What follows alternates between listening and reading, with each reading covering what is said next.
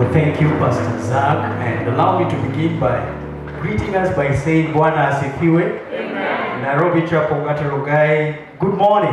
Good morning. God is good All the time. and all the time, God is good. and that is truly His nature all the time and in our lives in every space. Allow me also to just extend greetings that I bring from the other side of Kajiado, which is Ngong, because we happen to share the same county.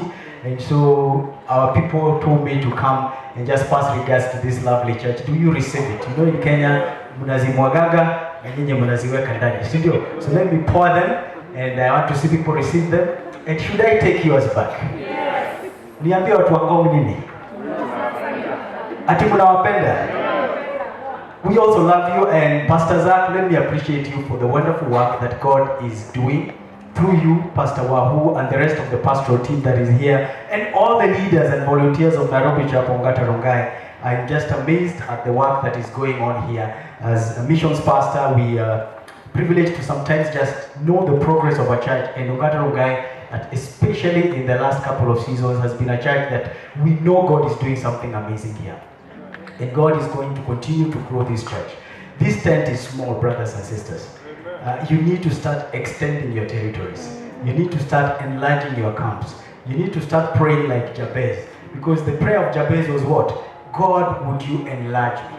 And that is what I trust God is going to be doing in this place. And it's going to take each and every one of us who are part of this congregation and part of this lovely family. So I thank God for the privilege to come and conclude a wonderful series that Pastor Zach, Pastor Albo, who I know you must have been very excited to receive after many years since he left for the US, and he was the church planter of this congregation. And I did take time to listen to what he shared about just being consumed with the zeal of Christ, and it touched me. The book of Colossians is a very deep book. It is one of those books that we call Christ-centered books in terms of when people study Christology in Bible school. Colossians is always one of the major references, because it has heavy content there about Christ and our completeness in Him.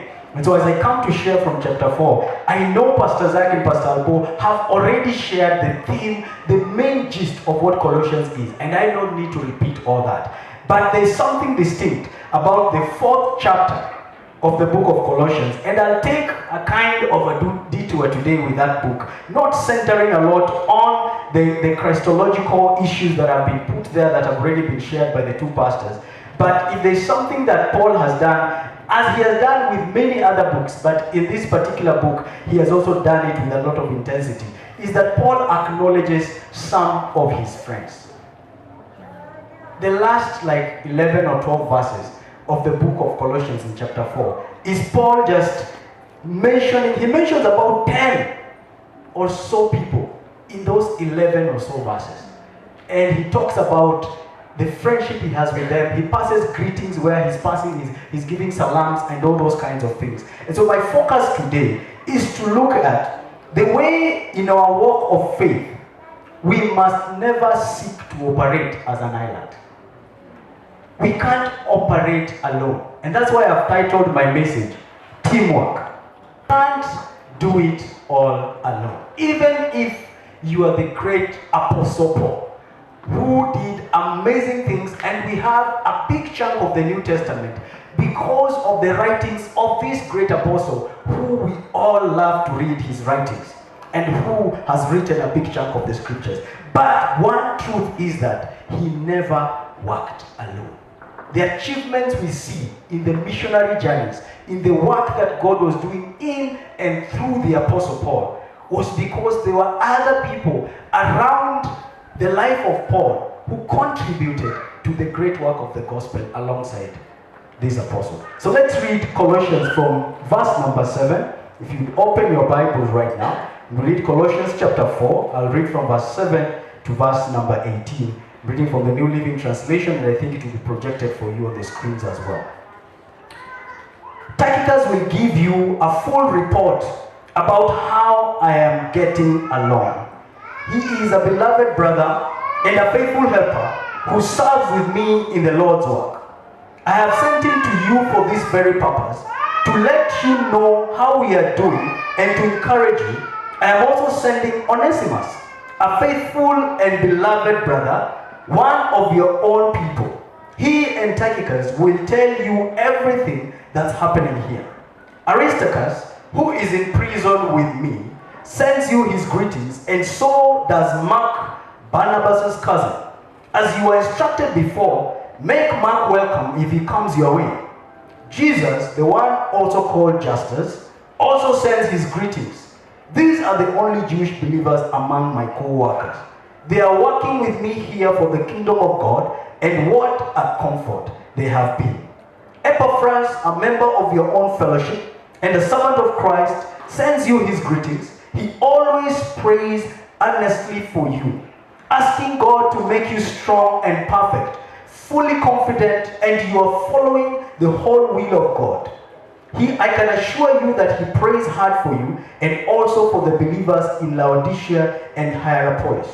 Luke, the beloved doctor, sends his greetings, and so does Demas. Please give my greetings to our brothers and sisters at Laodicea, and to Nympha and the church that meets in her house. After you have read this letter, pass it on to the church at Laodicea, so they can read it too, and you should read the letter I wrote to them. And say to Archippus, be sure to carry out the ministry the Lord gave you.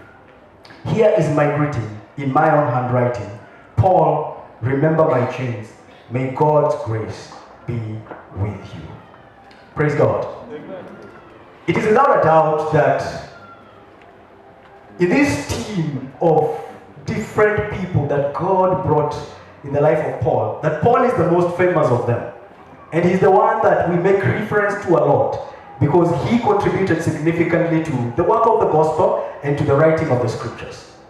And it can be confidently argued that even the fact that we now know there are others like Akina Demas, there are others now like Akina Justus, Aristarchus, Tychicus, and the others, we know them on account of Paul's writing. So in a way, it is Paul who has made us to be aware about them. And that is always often the case in life, especially with famous people, especially with people that we perceive or we know they have achieved great things. They have, we know them for the achievements that they have done. Most of the time, what we never see are the people that have contributed to bring about that achievement. It is the same thing we do when we watch our favorite programs in movies. We all know the actors. Do you know at the end of any movie they usually show the running of the different people? Yes. At the producer, costume designer, all those people. Do you know the costume designer of Wakanda? The person who helped kind of put that together. Do you know that person? But you know Lupita. She featured live in there. So we tend to only focus on that one. And when that movie is mentioned, you will mention probably the 4 or 5 top actors. None of us bothers. I don't know anyone who sits in the theater when the movie is over to read the things that are running. So the movie is not over, me, I'm still reading the names of these other people who did whatever. None of us, you just walk out. Immediately you see the last scene because we've seen what we wanted to see. We focused on the main person, on the main group of people. But what we realize is that it is never an individual effort. There are people who ran with the cameras. There are people who scripted the thing and put it together. Most of the guys we see are speaking out things that were written for them. So they give a powerful punch and a quote and we post it on Facebook and we say, Will Smith said this. And it's probably one of the directors who put that line and say, this will come out well if you put it like this. And then because maybe he has the language or the diction, he's the actor, he then transmits the same. And all of us say, wow, I want to be like Will Smith. Even with the greatest individual talents of Leo Messi and Cristiano Ronaldo, some of the, historically we can say they are some of the greatest footballers to ever live. And there's always a contention between who's the best, depending on which side you fall in, the soccer fans. But do you know that both of them, their countries have never won the World Cup? They have won all other trophies except this particular trophy. And part of it is because when they play in their clubs, when they play in, like now in Juventus where Ronaldo is, and in Barcelona where Messi plays now, they have this talent that has been bought and put together in such a way that there are no restrictions. And so their individual efforts alongside the other team members comes out even more significantly. And they win trophies after trophies in their respective clubs. And that's why the Ballon d'Or, which is the Footballer of the Year award, has switched between them for a very long time. But when they go to their countries, there's the limitation that they cannot bring their clubmates to play alongside them. And they can only work with their countrymen who may not carry the same package that comes with the club level of football.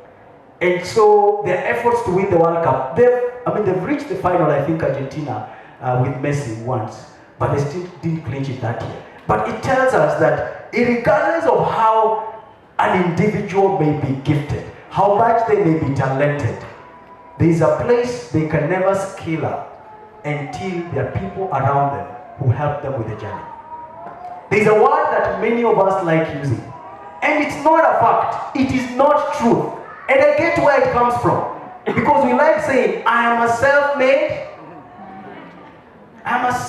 man, I am a self-made woman. And I know most of the time it's people trying to argue their case that I did not receive favors for me to reach where I am. I did not compromise here and there. For God had already ordained a plan for whatever the role Babylon at that time in history will play towards his redemptive purposes. And so Nebuchadnezzar was probably an instrument in the course of that, but he didn't see it that way. He saw it as his singular effort as an individual at a personal level. And some of us sometimes walk with that pride in our hearts, that I am the one who makes things happen. But the truth of the matter is that none of us carry that ability anyway.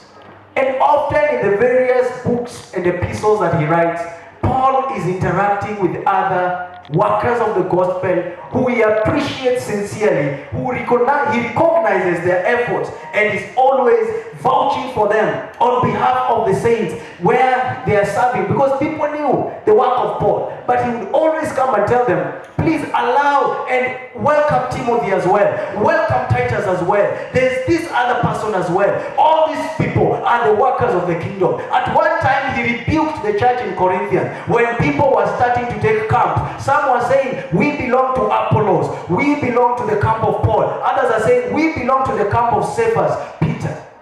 And he told them, none of us makes this thing work. We all contribute our different efforts, and Christ grows this work. And without him working through each one of us, none of us can say it is our effort that makes everything work. I was reading an article several months ago. I think they were talking about, it was about Steve Jobs' Apple company, which I think is one of the most valuable, according to the recent statistics, companies in the world, together with Amazon and such. And it was interesting, one of the things they said, we know, Steve Jobs is kind of this guy who made this company what it is, and people know the product, the designs, the kind of quality work that they did. But in this kind of documentary that I was watching, and some of these people that were being interviewed were people who worked with him, especially in the early stages of the company, when he had gone back now to take over the company, so that he now built it into the big thing that it has now become. And they say that one of the most important functions that Steve Jobs wanted for the organization, and he said was the interaction of his employees. And that contributed to his idea. No wonder we walk into some of these stores of this company, and it is not separated, segmented offices. He dismantled that, and he said he wants a common working space. And so you walk into the Apple offices, and it's not the way we have our own individual offices in the different companies, isn't it? Where kind of there's restrictive access to one another. He decided to say, let's tear that apart. And somebody can go across and talk to that other gentleman. You can even shout across to him, whatever. The interaction that was put together amongst his employees, they say, contributed to the level of creativity that the company experienced. The teamwork that was brought about by that decision was able to be seen in what the company has become now. Because somebody decided to see that the team will get us there. Whereas we have individual talents, and creativity and expertise of the different people within the farm, it will be useless if they are not brought to a space where they can put ideas together, share, interact, bond, become friends, and then inspire one another. Then we will not get where we are going. And that is the same thing, even with the work of the gospel, even with our journey of life, in our careers, in the different things that God has called you to do. You will not achieve it all by yourself. You need friends. And this is one of the blessings that God gives to all of us. God gives us the blessings of friends because He Himself has said, where there is unity amongst my people, I command a blessing. God encourages teamwork. He wants people to work together. He does not propose this idea of individualism. That might be a concept that is done by the world, not by God. Even when He was creating, He said, let us create. God in three working together where there is team effort. And so I did a kind of background search, if you could use that word, or rather a research of the different people mentioned here by Paul in this letter of Colossians.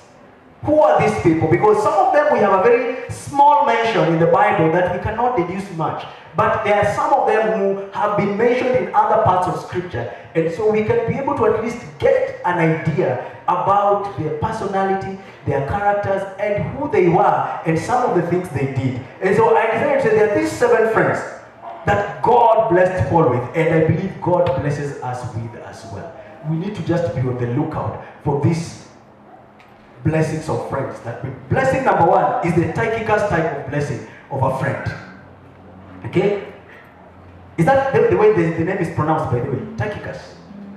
Tychicus. Okay? Let me call him the way I think. Tychicus. These are the friends who extend to us the blessing of serving together. In life, God brings people that will serve alongside of us in whichever career, in whichever ministry, in whichever area of work that He has called you to, that He has gifted you in. He will always bring people that will work alongside of you. Now, Tychicus is not mentioned vastly, but his other mentions in Scripture are like in Acts chapter 20 verse 4, Ephesians chapter 6 verse 21, in the book of Titus chapter 3 verse 12, and also in the book of 2 Timothy chapter 4 verse 12. Those are several citations where Paul actually references to this guy. And whenever Paul referenced to him, he always acknowledged him as a fellow faithful co-worker. Paul had enlisted Tychicus to the work of the gospel, and they pursued this passion of the cause of Christ together. God will bless us with friends who will serve alongside of us, even in spite of others opposing us. You know, Paul is an interesting figure if you've read his story right from Acts even into the New Testament. I mean, being a friend of Paul is a blessing, but it's also a threat. I mean, this is the guy who is arrested often. Okay? He's beaten to death several times. He's shipwrecked on different occasions. So, I mean, being and hanging around with Paul, the likelihood that you will also get a bakora is high. And so you don't just say, I will choose to serve alongside you, Paul. Because you walk into a city, there is a riot because people there say, there's this gospel worker who has come, he's doing I don't know what, let's oppose him, let's arrest him. And you know, when they come for him, they will not come for him alone. They will say, and this other, his armor bearers, this is disciples, gather them together. And so, these people understood the cause for which Paul was going and serving. And so it is not just coming to be friends of Paul for Paul's sake, but they are also bought into the cause. Because God has other people who have also bought into his cause. You are not only the only one. Don't take a moment of pride like Elijah took until God came down and rebuked him. You know, get up. Stop being discouraged right there. So, you are not the only one that is convicted about some of the things you are convicted about. Others are there. Team up with others who are equally convicted, because God has also called them to serve together with you, so that you guys in unity might reach the target and the goals that you want to achieve. One of the most famous music bands in history is the Rolling Stones. Okay? And most people actually do not know the individual members of the Rolling Stones. Does somebody know the four guys who are like the team that is the Rolling Stones? Where you have Mickey Jagger, Charlie Watts, Keith Richards, and Ronnie Wood. They have played together and performed in tours for over 50 years. And when they were being interviewed, they actually said that for them, what they prefer is that Rolling Stone is what is known more than the individual people. So that it's not that people should know Richard or know Jagger or know whoever. What people know is that Rolling Stones. That is the group that people know. And 50 plus years playing together, selling over 240 million albums as of 2015. They actually say that it is being in Rolling Stones that our individual contribution makes sense. When we are removed, then our individual talents don't really make sense. It is when we come together and whoever knows how to tune the guitar, whoever knows how to lead this and whatever, that is where we start making an impact as a team. And it's amazing the amount of work that can get done when you team up with others who are equally passionate about the same area of profession, the same area of calling, and you choose not to value the individual names, but to value the cause of Christ. And to say, because it is the work of Christ, it does not matter whether people will know it is Zach, or whether it is who people will mention, or whether it is I don't know who people will mention. Let people say, look at NCOR and what they have done. Then, the second blessing is the Onesimus blessing of our friends. We are friends that God extends to us. And these people help us with the blessing of seeing God's transformation at work. I mean, walking and journeying with people and friends and brethren and being able to see how God can transform people even if they are past, even if previously they struggled in certain areas of their life. If you do not know who Onesimus is, let me give you a guide where you can find more stories about it. The book of Philemon. A big chunk of that letter to Philemon is about this gentleman called Onesimus. Now, Onesimus was a slave. He was a worker who was serving under Philemon. And Philemon, he had run away because he had stolen from his boss. And he met with Paul in prison. So his conversion is actually said to have happened when he met with Paul when he was also a jailbird. And now he had been released. So when Paul is writing the letter to Philemon, which Onesimus is being sent to be, when you go back to he's telling Philemon, now I want you to receive back Philemon, Onesimus, not as the person who you used to know, not as the slave you used to work with. Receive him now as a brother in the Lord. He is now one of us. He has also accepted Jesus. And so allow him. And in this case also in the book of Colossians, Paul is saying, Onesimus together with Tychicus are the ones delivering this letter. Receive them. These are ministers who work together with me. A former prisoner, a former thief. Why do we take people's past against them? Even when they have since left that life and they are now with us in fellowship. They have become part of our family. And we're starting to say, that one don't touch. Why do we do that? God gives us the benefit of knowing people, regardless of whether they are good in character or bad in character. What happens is that when we treat them the way God would want us to treat them, when we journey with friends and others the way God would desire for us to journey with them, we can start seeing God's transformational power at work in our friends, in some of our family members. I know many of us here, your old friends cannot make sense of the former you and the new you. One of the MCs here said what? That his summary of Colossians was that the former you is now being overcome by the new you every day, isn't it? And so we don't need to keep saying, you Ulevi. I mean, the Ulevi went. Even if there are some struggles, snippets of struggles still, we don't call you that anymore. That is who you used to be. We now call you by the name God calls you. You are a child of God. You are a new person. I mean, I've had the privilege of working and leading the prisons ministry for a while back at Ngong Road, because we have the short-term prison that is next to the showground, and I went to plant the church there and to start ministering to the prisoners. And one of the things that was always a reality was most of the people would preach to, because it's a short-term prison, they were there for maximum 6 months, okay? Most of those people were petty offenders. But it was interesting in the course of those years, how many of them came back as repeat offenders. And we are grappling with this issue of recidivism, that these people have already been jailed. We've tried to work with them when they're still in jail, minister to them, then they've left. Most of the time, most of them would say their reason for frustration when they went back was that stigma never left the people out there.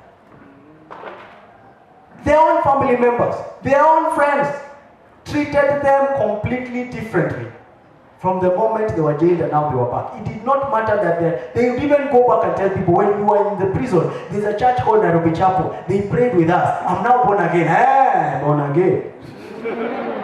That is now the style. You want to steal. You want to pretend you're saved now so that you steal more. We will not allow you in this house. And most of them would only find acceptance amongst other thugs. Because when they went back to their thug friends, there was no judgment of where will the food was sana. No, it was welcome back, brother. We've been surviving without you here, but we have more, we have a contribution, extra hands. So karibu kazi. What do you need to settle? Do you need a place to stay? Come hang out at my place before you've just come from jail, you have no money. Stay with me as I connect you with the boss, and you see how you can be the next mission. What if that was you, the closest person who can be able to tell them, come, be with me, you get your life back together, and we trust God to then lead us to the transformation that we hope to see. We don't do that. We judge and we beat down on those that previously did not meet up to the standard. And all of us are sinners. None of us is righteous, and the Bible acknowledges as much, isn't it? Short of the glory of God. We will encounter people in life that would always be perfect. People that will always see things the way we do. People that will fail severally and severally. Some of those will be the people closest to us, and even friends that God has brought our way. They will not always be perfect the same way you are not perfect. And we have to bear with one another, because Christ is not yet done with us. He is still at work in each one of us. Then there is the blessing of the friends called Aristarchus. These are friends that extend to us the blessing of suffering together. Are the comrades? They are comrade power. Okay, this is Aristarchus for you. Paul says, this is the guy who's with me here in prison. Okay, and by the way, this guy Aristarchus, this is not the first time he's landing into trouble in the company of Paul. It has happened before. Turn to the book of Acts chapter 19.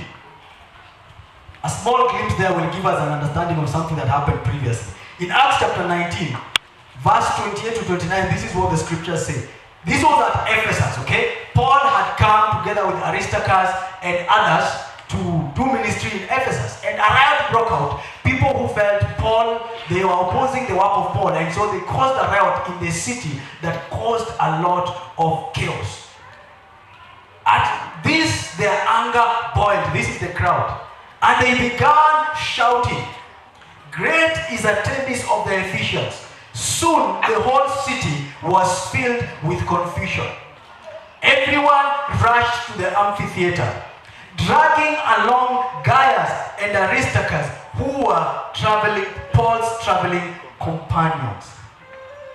This guy had suffered. his fair share for the cause of the gospel. Most of the time we know the sufferings of Paul, but we don't realize that there are those that suffered alongside with him. Many times in the history of some of these liberators, some of the people who have done great causes, whether for their country, for their communities, or for their societies, what we fail to realize that there were those that suffered alongside with them. There are those that journeyed with them bumper to bumper. The people that believed in the same thing they believed in. The people that championed. That's why you talk of all independent stories of different countries. You talk of the Nelson Mandelas. He might have been the big name, but there were other ANC stalwarts. Because in 27 years, he was confined. He couldn't do much. But when he was in there, others had to be out here and continue pursuing justice. And some have become that to us. And in our moment of acknowledgement, we fail to realize and thank God for them, that there are those that have suffered together with us. And God has people like this who come into our lives because they believe in what we believe in. They say there are two types of friends in life: those who have your back and those who turn their back on you. Who are you to others? Which type of a friend are you to the people God has brought your way? Do you have their back, or do you turn your back on them when they need you? Then there's the friends, the Mark type of friends, who bring us the blessing of seeking reconciliation. Mark, who is mentioned here, the cousin of Barnabas, he had begun working with Paul some years back. Okay? And one time they went on a mission. It's actually recorded in Acts chapter 13, verse 13 to 14, and then Acts 15. Let's read those two portions of scripture to give context to a disagreement that had emerged concerning this fellow Mark. Because there's a point in their life that Mark and Paul disagreed with one another. Now Paul and his company set sail from Paphos. This is Acts 13 from verse 13 to 14. And came to Perga in Pamphylia. And John, actually the other name for Mark is John. So it's called John Mark. So John left them and returned to Jerusalem, but they passed on from Perga and came to Antioch of Pisidia. This time when John was leaving, he had abandoned them in the cause of mission. Paul felt very offended. Paul felt very bad. And so when it came the opportunity to go to another missionary journey together, Barnabas, who was Paul's co-worker, who had actually been the one sent by God to call out Paul and to induct him into ministry, recommended that they go with Mark. Paul opposed it. Acts 15, 37 to 40. And Barnabas wanted to take with them John called Mark. But Paul thought best not to take with them one who had withdrawn from them in Pamphylia and had not gone with them to the work. And there arose a sharp contention, so that they separated from each other. Barnabas took Mark with him and sailed away to Cyprus. But Paul chose Silas and departed, being commended by the brethren to the grace of the Lord. So the disagreement actually escalated to the point where even Barnabas and Paul had a disagreement. Because Paul could not just forgive Mark at that point and say, I can't bank on him anymore. I don't want him in my missions. So Barnabas, and it's attributed that obviously Barnabas was the more mature at that stage, realized that a mistake does not warrant somebody never to be given another chance. And so Barnabas was trying to plead and say, why don't we give Mark another chance and we go together? Paul stood his ground and said, never again. I need people who are on fire. When it's fire and fire, they are there with me. Staki nikikaa namna hii nikiangalia sioni watu. Remember when we were young men, when you went to those estate fights, you were always very selective. Who comes with you? Because you knew there were guys you could torture the other side. And then when they come, you look and you discover, where did my guys go? You are left all alone. So Paul said, I do not want such a man. And so for a long time, Barnabas and Mark were not part of Paul's company of going to the mission. And so it became Silas and Timothy and the others. But it's thank God we see now, this is some years later, Paul has reunited with Mark. And they have seen the value of reconciliation. That even when we have disagreements, we come together again and we get a handshake. We must let bygones be bygones. That is the spirit of friendship. People shouldn't hold to grudges. People shouldn't say that, especially believers, when we have such a great cause of Christ to pursue together, you cannot say, I can't serve with them anymore. People will let us down in the various assignments we work together with them. But we should not write them off. There is always a place for a second chance. And friendship is the platform in which we get such opportunities to be able to say again, like Paul is now saying, Mark, when he comes, welcome him. Welcome, Mark. That Paul would not have said the other time. In fact, that other time he would have said a different thing. Don't invite that man. He's a Moab. That one is a very fearful guy. He will not serve your purposes. But now, Paul is able to say, Mark, a co-worker together with me, somebody who I value and I treasure. They were able to reconcile. And in the life journey, there are people that God reconciles us with because He knows we still need to do things together. Who is it in your radar at the moment?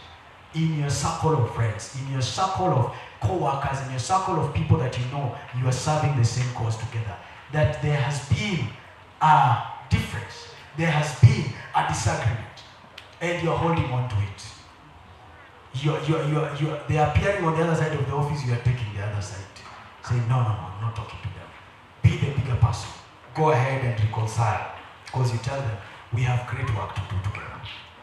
Let bygones be bygones. Discuss them frankly, but do not hold on to them. Number 5, the 5th friend. We're talking about 7 friends, so we're about to get done, guys. The friends like Epaphras. Okay? These are friends who extend to us the blessing of standing in the gap with us in prayers. Not that other friends should not do it, but we have people who particularly God burdens in their hearts to stand with you in prayer, especially when they know you are going through seasons and challenges. Let me tell you, sometimes when you are in difficult circumstances, praying for yourself becomes difficult. It is not easy because you are still grappling with something that is a struggle in your heart or that pain. That is the moment friends come along and they stand with you in prayer and they stand in the gap and they petition the throne of heaven and they call on the name of God on your behalf, and God hears the prayers of those that are standing for you and He will intervene. Paul was confined in prison. He was restricted in as far as movement is concerned, because the book of Colossians is one of those books that Paul writes while he is in prison. That's why we call it a prison epistle. And so as someone who's confined, in fact, when he introduces the chapter in Colossians 4 verse 2 to 4, and we can read that, Paul calls out for prayers.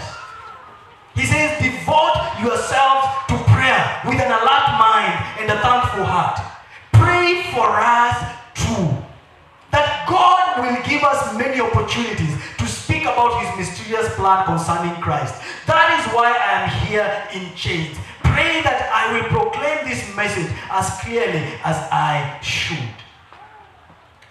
What he knows is that I might be physically restricted. I can be physically confined, but prayer can never be confined. Prayer can never be limited. It can never be restricted. It can never be taken and put in jail and told, prayer, sit there. You are not going anywhere. We are not going to allow you to continue and reaching the throne of God. That can never happen. Because prayer, even in the midst of persecution, when we have no other weapon, we have no other way to survive or to battle our way in faith, the only thing we are left with is prayer. And prayer is always a strategy. It is not just one of the things we do. Prayer is a strategy. And so Paul calls on people to pray. And he reminds them, I have one of us. Epaphras was actually from Colossae himself. And so this was his home church. No wonder he was even more burdened to pray with them. And Paul tells them, I have seen this guy pray for you. I have seen him petition God. I have seen the burden he carries about what he desires to see God do at the church in Colossians. He carried the burden of praying for his fellow brethren. And we need as many Epaphras people as possible who carry the burden of prayer for other saints, for the church of Christ. And even when things are happening or not happening, they always constantly decide to go to God in prayer and stand in the gap of others. That's what intercessors do. But all of us can be intercessors for one another. Stand in prayer for your friends. If we come and listen into your prayer time, how much of it is about you and how much of it is about others? That already shows the direction of your heart. Most people, 99.99%, is all your things. And the other is thanksgiving. God, thank you. It's still about you. Thanking me for And if it's others, you really don't bombard that throne when you're standing in the gap for others. Some of us just say, God, remember so and so, remember so and so, remember so and so, remember. He knows them. He does not remember them. What you need to do is to take the burden and stand and say, what is it, my sister, that I can pray and fast with you on?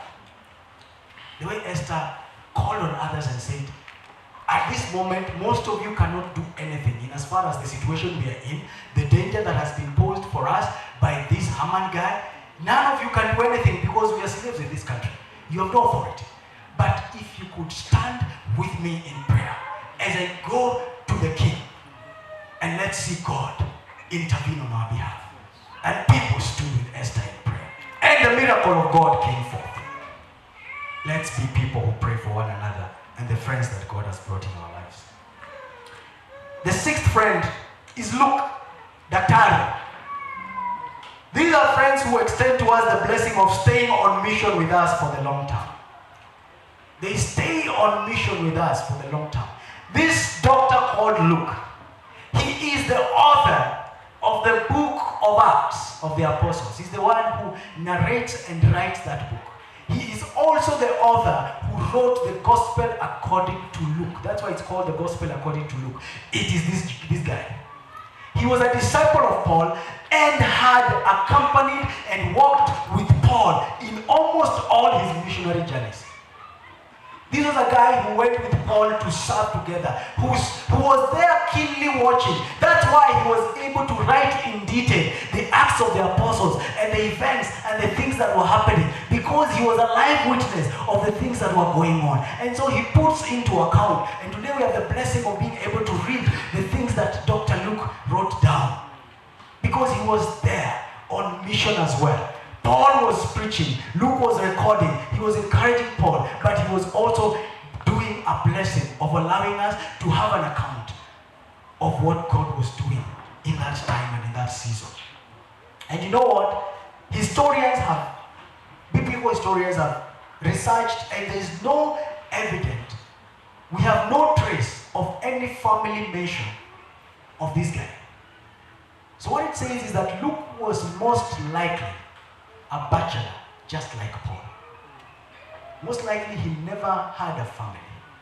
And it might be because the nature of life that Paul also had, because Paul equally lived bachelorhood because he had to commit his entire time to the work of the gospel.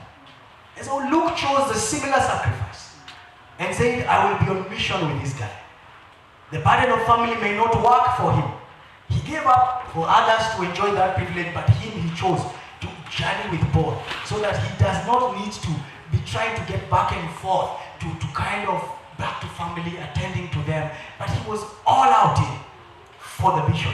We have those long-term friends, those long-term people that God has brought your way. Others are seasonal friends, and they'll still contribute some of these. But we also have long-term friends that God blesses us with. You need to look around and ask yourself, who is that God has said, with this one we are going the long haul.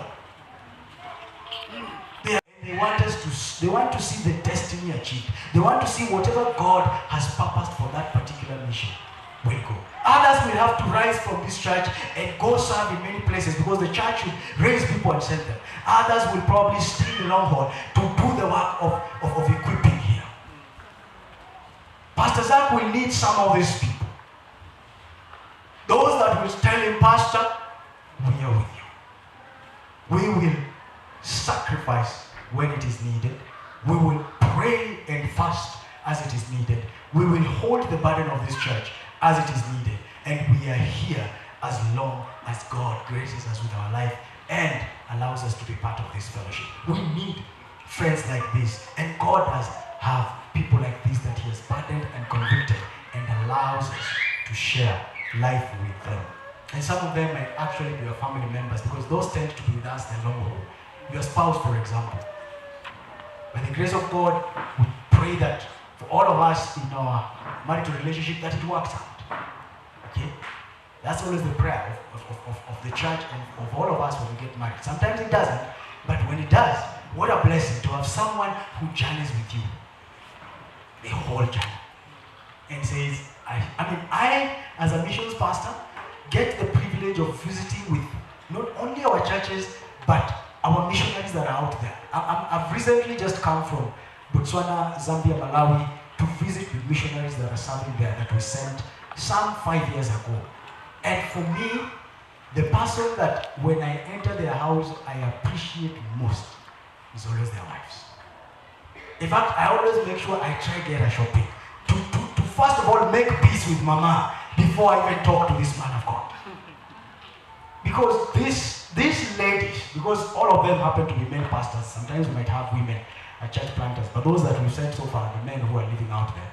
And some of those ladies resigned from their jobs. They left very good jobs when it occurred to them that God had put this burden in their husbands and that we need to go to Zambia, to Malawi, to Botswana and serve the purposes of God. And they've gone with their children. And some of those cross-cultural experiences tend to be harsh and difficult. It is not easy to settle in a new country. I mean, just from visiting and fellowshipping with them and hearing them, it is tough. And if they didn't have a supporting spouse, they wouldn't even last weeks. The blessing of people that God matches us with, that these people would be able to do and to cooperate and support us, even for the work in the long term that God has given to us. Luke was always there with Paul. That's why he was able to write an account of almost everything. He writes, even in Acts chapter 28, when Paul is in his last imprisonment, before he's hanged by Nero, Luke is still around. He probably witnessed the death of Paul, someone he had worked with for long. And so, let's bless God for such people. Let's pray for them. Let's call them into our space. God, who is it that you're calling to journey with me? When God gives you a burden, anything God has given you, He has not given you to accomplish it alone. There are people who need to come into your team, and you guys do it together. Then lastly, you have the blessing of a friend in the name of Nympha. These are friends who extend to us the blessing of supporting our God-given vision. Materially, that is. Supporting our God-given vision. When God calls us, whether it's missionary work, whether it's in the careers, in the spaces, in businesses that we do, anyone who tries a venture that they believe is a God-ordained thing, always ask themselves the question, and that is one of the earliest prayers when people begin a new engagement in whatever they are doing. Is God, will this thing be supported by you? When pastors begin congregations, they are always saying, God, who will stand with this work? Who will even donate the chair? Who will you send to do something? Because most often it begins with the one person. But it is amazing testimony after testimony after testimony of how God sends people. In the early church, most of the believers in the early church were poor people. Materially, most of them were in poverty. There were pockets of one or two that were wealthy. And what used to happen, one of the greatest contributions of those that God had materially resourced was that they were able to use that blessing for the sake of others. And that's why you look at the book of Acts chapter 2:42 going forward, they say the believers came together in one accord. And whatever they had, they shared amongst themselves. Those who were lacking were given. And those who had did not hold it back. And Nympha was such a lady. Nympha one of the greatest contributions some of these early believers would do was to allow the church to meet in their house. Churches did not really meet or have spaces like this one to rent, to kind of put together. Because what was identified by church was the synagogues, where the Jews were. And so the converts to Christianity were no longer allowed back into the synagogues because they were considered a cultic group that has left the mainstream fellowship.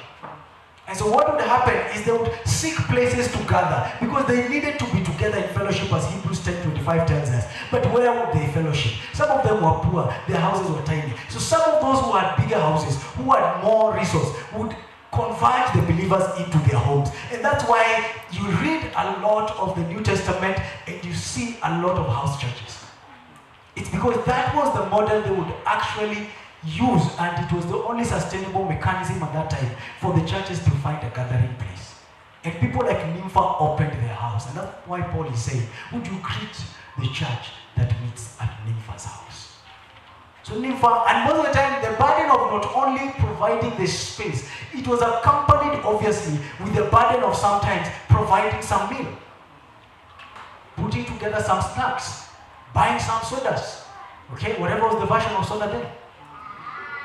And organizing and putting the work of just going in the kitchen or whatever and putting together because the brethren are coming for fellowship in the evening and making sure food is available. That because they always broke bread, they always communed over food. And some of these people said, let the church meet in my house. It is the house of the Lord. All that I am belongs to God. You know, most of us say that and never practice it really in action. We need to have those kinds of people who would say, like Joshua said in Joshua 24, as for me and my house, we will serve the Lord. He was not leaving out his house in the equation. Even that was part of serving God. That's what Joshua was saying. And that's the same spirit that we see in a lady like Nympha. And others as well. She was one among others who we don't even have time to mention. But whenever you read some of Paul's epistles, you will take notice of different people that he thanks and says thank you to that church that meets in so's and so's house. What it meant. Aquila and Priscilla are one such example in the New Testament. A couple that had also opened themselves to host the people of God and to serve and sometimes because naturally they were the house owners, what Paul and the other Timothy and the church would do is they would invest a lot of time training and discipling that leader, because it was advantageous that the head of the house also knows scripture and can be able to be a disciple to the others. That way they understand the cause much greater. So it's likely that Nympha was not just a host, it's likely that she was also like a local pastor for that particular assembly that met in her house. And she took upon herself this particular responsibility. We have friends who God blesses us with that will support our God-given vision. When God gives you a vision, when God puts a burden on you, never worry about the fact that I am alone at the beginning point. Just pray. The nymphas are coming. The nymphas are available. They are there and God will raise them. And we need to work with them in harmony and in love when God brings them our way. And so as we conclude our sharing today, these 7 that I have mentioned here are just but a sample. Because we've not even talked about people like Timothy, who Paul worked with, and he has written 2 epistles to him. People like Silas, people like Titus, people like Barnabas himself, who actually was sent to meet Paul just after his conversion, and was the one that allowed Paul to be reconciled to the believers, because he used to be a persecutor of believers. But it was Barnabas who took him and was able to intervene, because immediately people saw Paul, they were like, this persecutor. And Barnabas would say, no, he's no longer on the other side.